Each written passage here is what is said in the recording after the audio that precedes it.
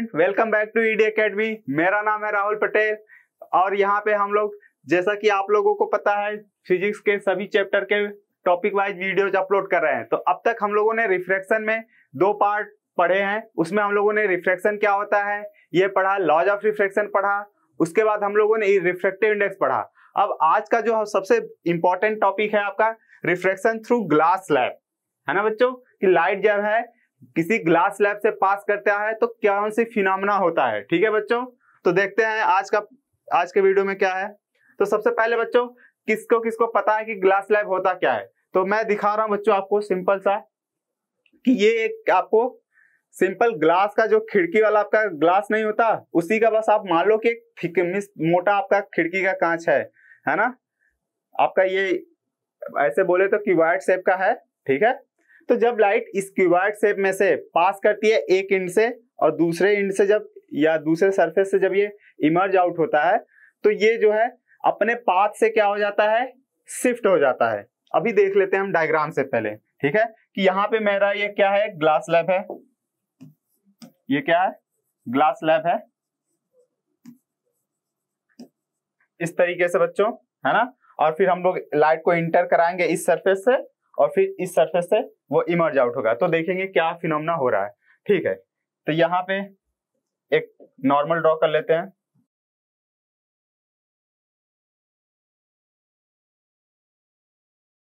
Light है, incident हुआ। ठीक है, तो आपको पता है बच्चों कि जब लाइट इंसिडेंट होगा किसी एक सरफेस से, तो अब इसके बाद क्या होना चाहिए, इसको फिर तो सीधे निकल जाना चाहिए। लेकिन क्या हो रहा है यहाँ पे, सिंस मीडियम चेंज हो रहा है तो ये सीधे तो नहीं जाएगा, है ना, सीधे नहीं जाएगा, ये क्या हो जाएगा, अपने पाथ से, ओरिजिनल पाथ से बेंड हो जाता है ना। और इसी फिनोमेना को हम लोग क्या बोलते हैं, रिफ्रैक्शन, कि लाइट जब, ये हम लोगों ने पढ़ रखा है। ठीक है, ये लाइट क्या हुआ, अपने पाथ से बेंड हुआ। ठीक है, जब ये बेंड होगा फिर से अगेन जो है दूसरे सरफेस पे, यहाँ पे आप देखो लाइट जो है इंसिडेंट हुआ, वो कितने एंगल पे इंसिडेंट हुआ है, मान लेते हैं आई पे, और यहाँ पे जो एंगल ऑफ रिफ्रैक्शन है वो क्या है, आर। ठीक है बच्चों, फिर इस सरफेस पे आप देखो फिर से ये क्या है, ग्लास है, एयर से, सपोज करिए ये एयर से ग्लास में इंटर किया हो तो रिफ्रैक्शन हुआ है। ठीक है, इसके बाद इस पॉइंट पे आप देखो बच्चों, फिर से ये क्या है, ग्लास से एयर आ रहा है ना, ग्लास से एयर आ रहा है, तो फिर से ये क्या होगा, आपका मीडियम चेंज हो रहा है, तो फिर से लाइट जो होगा अपने पाथ से क्या होगा, बेंड होगा। ठीक है, तो यहाँ पे देख लेते हैं कैसे बेंड होगा, तो नॉर्मल ड्रॉ कर लेते हैं।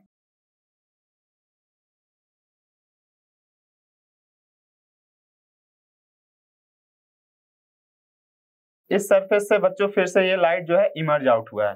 ठीक है, तो हम लोग टर्म पहले देख लेते हैं, तो इसको हम लोग क्या बोलते हैं, इंसिडेंट रे। क्या, इंसिडेंट रे, जो लाइट पहले सरफेस पे इंसिडेंट हो रही है। ठीक है, जो ग्लास स्लैब के अंदर लाइट है उसको हम लोग क्या बोलते हैं, रिफ्रैक्टेड रे। क्या, रिफ्रैक्टेड रे। ठीक है बच्चों, इसके बाद जो लाइट रे बच्चों क्या हो रहा है, दूसरे सरफेस से बाहर निकल रहा है, इसको हम बोलते हैं इमर्जेंट रे। क्या, इमर्जेंट रे।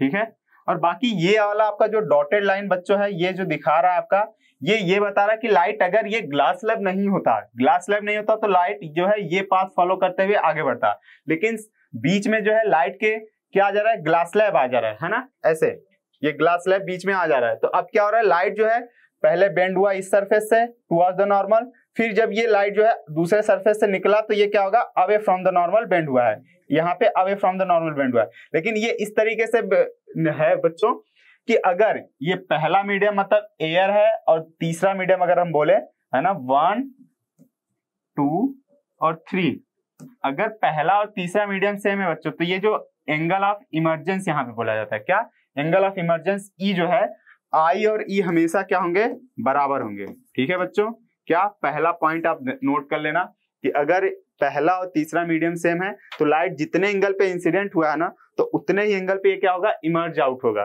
ठीक है बच्चों, बाकी यहाँ पे आपका ये एंगल ऑफ रिफ्रैक्शन है, तो आप यहाँ पे भी देख सकते हो ये आर होगा, है ना, 2 पैरेलल लाइन है, एक ट्रांसवर्सल है, तो क्या होगा, अल्टरनेट एंगल बराबर होगा, तो ये आर है, ये आर है।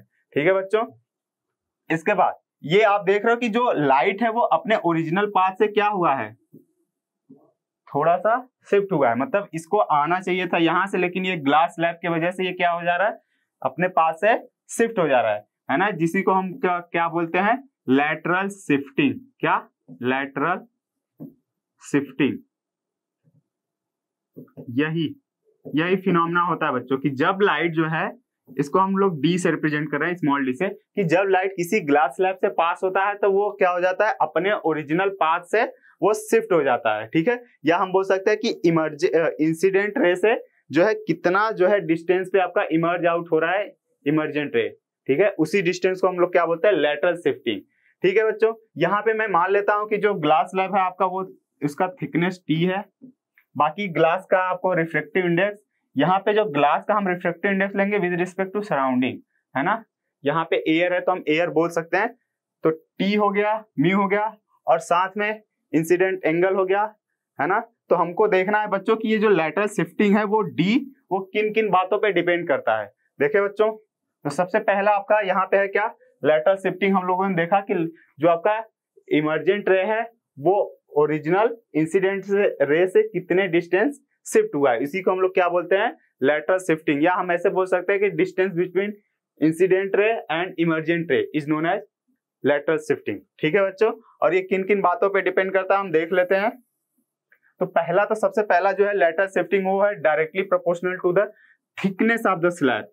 थिकनेस ऑफ द स्लैब बच्चों, यहाँ पे अगर मतलब ये जो है बच्चों और ज्यादा थिक वो होता स्लैब, मतलब इसका थिकनेस और ज्यादा होता, तो ये जो शिफ्टिंग है मतलब डी जो है ये और ज्यादा होता, मतलब लाइट जो है और ज्यादा इधर से बाहर आता है। ठीक है बच्चों, क्या पहला हम लोग देख रहे हैं जो डी, जो आपका डी है लैटरल शिफ्टिंग, वो डायरेक्टली प्रोपोर्शनल है किसके, थिकनेस के। क्या, थिकनेस के, मतलब अगर हम डी को बढ़ाएंगे, सॉरी टी को बढ़ाएंगे, थिकनेस ऑफ द स्लैब बढ़ाएंगे तो डी भी आपका क्या होगा, बढ़ेगा।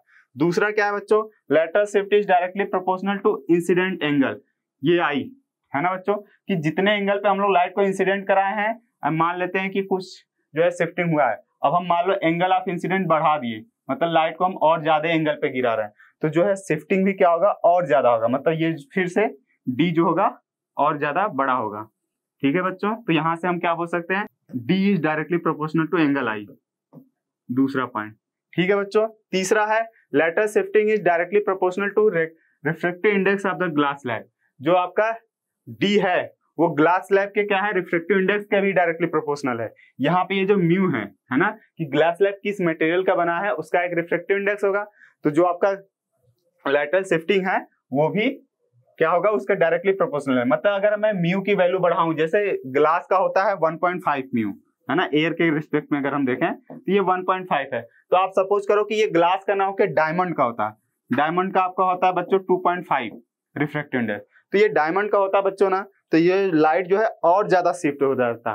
ठीक है, तो इससे हम बोल सकते हैं कि जो लैटरल शिफ्टिंग डी है ना, D is directly proportional to mu, मतलब जिस मटेरियल का आपका ग्लास स्लैब बना है। ठीक है, इसके बाद जो है lateral shifting is inversely proportional to the wavelength of the light. ये आप ध्यान रखो बच्चों, क्या कि ये जो लैटरल शिफ्टिंग है ना, कि वो लाइट जो है कौन सी वेवलेंथ की है उसके इनवर्सली प्रोपोर्शनल है। इनवर्सली प्रोपोर्शनल का मतलब बच्चों की जिसका वेवलेंथ ज्यादा होगा वो कम शिफ्ट करेगा, जिसका वेवलेंथ कम होगा वो ज्यादा शिफ्ट करेगा। तो हम लोग चलो बच्चों देख लेते हैं कलर के लिए। तो सबसे आपको पता है बच्चों क्या, कि जो रेड कलर का वेवलेंथ होता है वो ज्यादा होता है। आई होप ये सब आपने नोट कर लिया होगा, मैं मिटा दिया।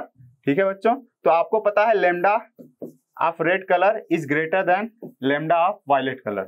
ठीक है, क्या पता है आपको, लेमडा जो है वेवलेंथ जो है आपका रेड कलर का ज्यादा होता है और वायलेट कलर का कम होता है। और हम लोग अभी क्या देखे कि जो डी है मतलब लैटरल शिफ्टिंग वो इनवर्सली प्रोपोर्शनल है किसके, वेवलेंथ के, मतलब जिसका वेवलेंथ ज्यादा उसका लैटरल शिफ्टिंग कम। तो आप देख रहे हो किसका वेवलेंथ ज्यादा है, रेड का ज्यादा है। मतलब मैं देखूं कि डी फॉर रेड कलर, क्या lateral shifting for red colour will be less than lateral shifting for violet colour, मतलब वायलेट कलर जो है ज्यादा शिफ्ट करेगा और रेड कलर जो है कम शिफ्ट करेगा। जैसे हम यहाँ पे एक बना दे क्या डायग्राम, आपको समझ में आ जाए कि मान लेते हैं कि आपका यहाँ पे एक रेड कलर की लाइट इंसिडेंट हुआ है, ठीक है, और इसी पे बच्चों और इसके लिए मान लो शिफ्टिंग यही डी था, ठीक है। अब इसी पे बच्चों जो है मान लो हम लोगों ने ब्लू कलर की लाइट इंसिडेंट कराया या वायलेट जैसे, है ना, तो आप देख रहे हो ब्लू या वायलेट का जो है क्या वेवलेंथ कम होता है, तो वो जो बच्चों जब ये बाहर निकलेगा तो ये थोड़ा और इधर से निकलेगा, मतलब शिफ्टिंग इसका क्या होगा, ज्यादा होगा। तो इस तरीके से हम बोल सकते हैं कि रेड का शिफ्टिंग कम होगा और वायलेट का शिफ्टिंग ज्यादा होगा। बच्चों ये सभी इंपॉर्टेंट पॉइंट आप याद कर लेना, फिर से हम रिवाइज करा दे रहे हैं क्या, कि जो लेटर शिफ्टिंग है वो थिकनेस ऑफ द स्लैब के डायरेक्टली प्रोपोर्शनल होता है, जो लेटर शिफ्टिंग है एंगल ऑफ इंसिडेंस के डायरेक्टली प्रोपोर्शनल होता है, जो लेटर शिफ्टिंग है वो म्यू के डायरेक्टली प्रोपोर्शनल होता है, मतलब किस मटेरियल का आपका ग्लास स्लैब बना है, ठीक है। और लेटर शिफ्टिंग बस एक के इनवर्सली प्रोपोर्शनल है, किसके, इंसिडेंट लाइट के वेवलेंथ के।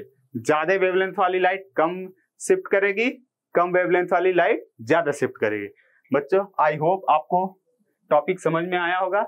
अगर फिर भी आपको कोई डाउट रह जाता है तो आप इससे कमेंट कर सकते हैं इससे रिलेटेड। बच्चों ये काफी इंपॉर्टेंट है, अब बस आपको यही पूछा जाता है कि कौन कौन से फैक्टर पे डिपेंड करता है और ग्लास स्लैब से जब लाइट पास होता है तो कौन सा फिनोमेना होता है। तो आप लेटर शिफ्टिंग का डेफिनेशन याद रख लीजिएगा और बाकी कौन कौन से फैक्टर पे डिपेंड करता है। आई होप आपको वीडियो पसंद आया होगा, तो आप वीडियो को लाइक करें और अपने दोस्तों के साथ शेयर करें और चैनल को सब्सक्राइब करें। Thank you so much for watching, keep learning with ED Academy।